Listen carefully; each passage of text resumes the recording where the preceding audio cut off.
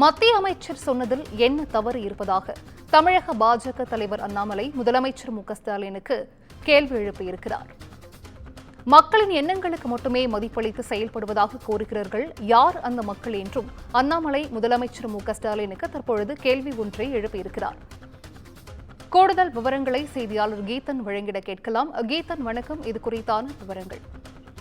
வணக்கம். குறிப்பாக இன்று தொடங்கிய நாடாளுமன்ற கூட்டத்தொடரின் போது மத்திய அரசு தமிழகத்திற்கு விடுவிக்க வேண்டிய அந்த சமக்கர சிக்ஷா திட்டத்தின் கீழ் விடுவிக்க வேண்டிய 2000 கோடி ரூபாய் நிதி விடுவிக்காத தொடர்பாக திமுக நாடாளுமன்ற உறுப்பினர்கள் நாடாளுமன்ற அவையை முடக்கினர். இந்த நேரத்தின் போது மத்திய கல்வி அமைச்சர் தர்மேந்திர பிரதான் இந்த விவகாரம் குறித்து பதிலளித்து பேசினார். அப்போது அவர் சில கருத்துக்களை தெரிவித்திருந்தார். குறிப்பாக திமுக அரசு இந்த விவகாரத்தில் அரசியல் செய்வதாகவும் மாணவர் நலனில் எந்த விதமான அக்கறையும் இன்றி செயல்படுவதாகவும் ஒரு குற்றச்சாட்டை முன்வைத்திருந்தார்.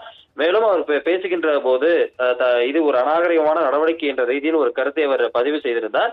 இந்த விவகாரம் என்பது தற்பொழுது ஒரு பூதாகரமாக வெடித்திருக்கின்றது. தொடர்ந்து தமிழக முதலமைச்சர் தர்மேந்திர பிரதானுக்கு கண்டனம் தெரிவித்து தனது எக்ஸ் வலைதள பக்கத்தில் அறிக்கையை வெளியிட்டிருக்கின்றார்.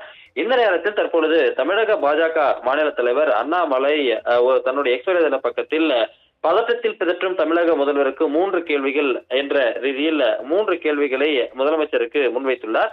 குறிப்பாக திமுகவினர் நேர்மையற்ற நாகரிகமற்றவர்கள் என்று மத்திய கல்வி அமைச்சர் தர்மேந்திர பிரதான் சொன்னதில் என்ன குறை கண்டீர்கள்? உண்மையை தானே அவர் சொல்லியிருக்கின்றார் என்று அண்ணாமலை குறிப்பிட்டிருக்கின்றார்.